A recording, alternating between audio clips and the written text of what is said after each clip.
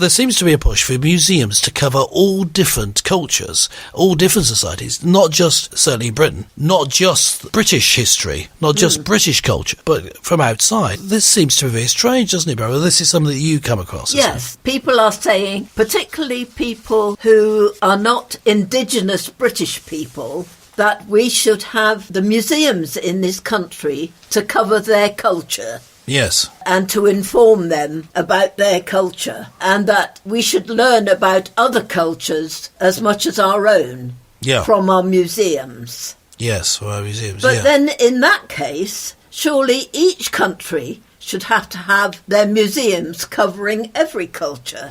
I doubt that there's a call for it in some countries. I think it's a particularly Western, neurotic idea. We can't believe that our own culture is of more interest to others. We don't want it to come across to anyone that we think our culture is better, which is just weird, because shouldn't you think that? To come back to our theme, shouldn't you be partial to your own culture? And shouldn't a museum I be would so? have thought, something I read this morning, I already believed it, but it encouraged my belief that one should be loyal to one's family and one should be loyal to one's nation. Yes, I think this is part of a whole system of thought whereby somehow the West has come to believe that Western culture, which is really British culture exported, isn't it? It's Britain and America and Canada and these other countries. That's virtually all of it. I mean, there is the rest of Europe, but the Anglosphere makes up a big part of it. And all this doing down of, yes, Western Europe, but also all the English-speaking countries, navel-gazing. So, we're so terrible.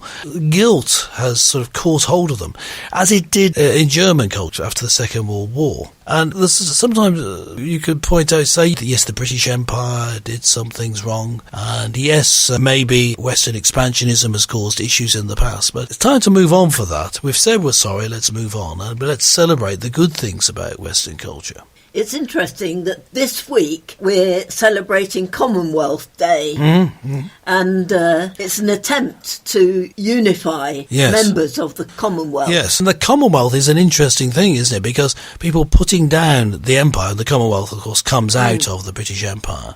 The British Empire, perhaps the only empire in history that gave itself back to the local people. It's just an extraordinary, great thing. The British Empire, I think, generally was a force for good.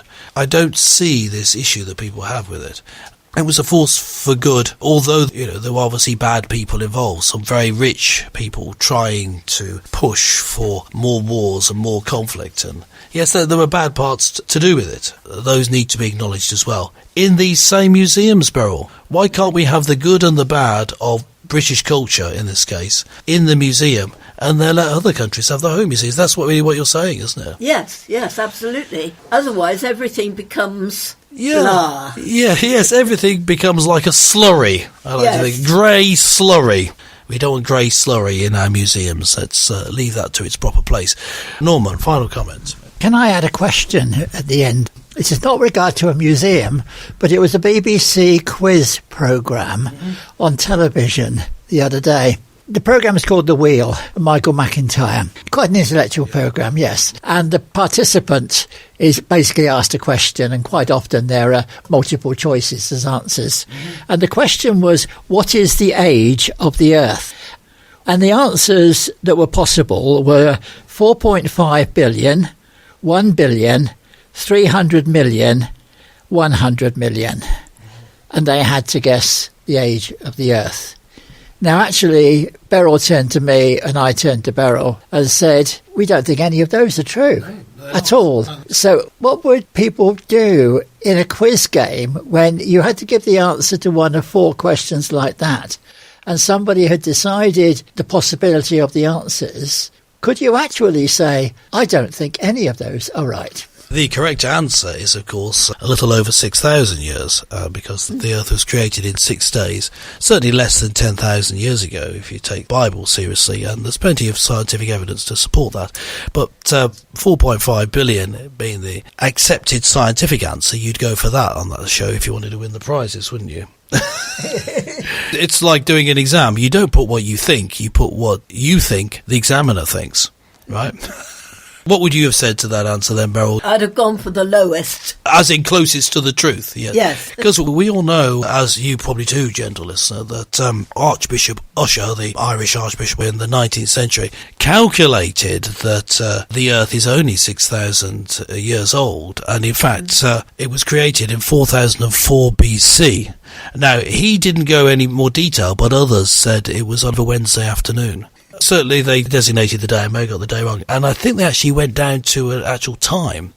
Now, I think that the precision of the biblical analysis puts it streets ahead of scientists. I've never heard any secular scientists claim they even know what time the Earth was created. So I think basically biblical scholars are just way ahead of the game. Yes. You just don't get that sort of thing. You don't get the precision and accuracy in science that you do in the Bible. But the BBC are impartial. No, actually, they're very partial. They're partial to a bit of science with a capital S instead of actual science. I mean, speaking slightly tongue-in-cheek, but not over the fact that there genuinely is scientific support for there being a young Earth under 10,000 years, not least the existence of comets, which are chiefly water, and would have disappeared if the solar system were older than 10,000 years. They'd be long gone. That's a good point. The amount of salt in the oceans just isn't high enough for anything older than about 10,000 years. They all point to about the same sort of time. So there is plenty of evidence for a young Earth. And so, yeah, it should have been included in the answers, even if you think it's actually 4.5 billion years old.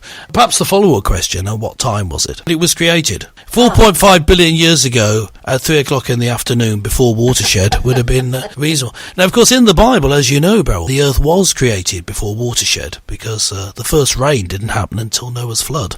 No. That was the watershed. Yes. Yeah. Probably a lot of swearing went on then. Before Noah's time. And before there was any law against it. Yeah, and there was no law against it anyway, so it was fine. Yeah. There's certainly no Ofcom. Ofcom was created on the 7th day, maybe, or the 8th day, or the 93rd day, I'm not sure. Yeah.